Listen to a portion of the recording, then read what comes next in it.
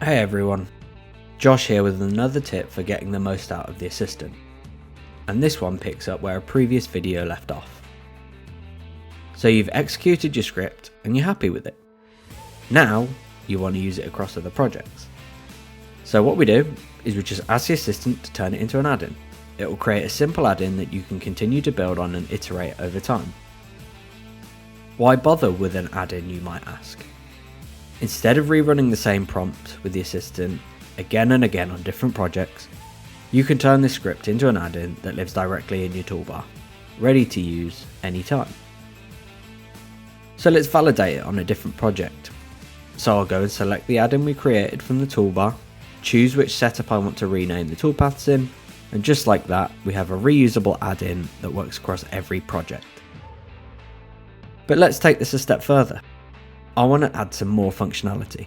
Specifically, I want to view my stock to leave value inside the toolpath name. And the Assistant automatically updates the add-in, I can test it right away, and I'll just keep iterating until I have exactly what I want. Creating an add-in has never been so easy. Give it a go and make your scripts reusable and only one click away.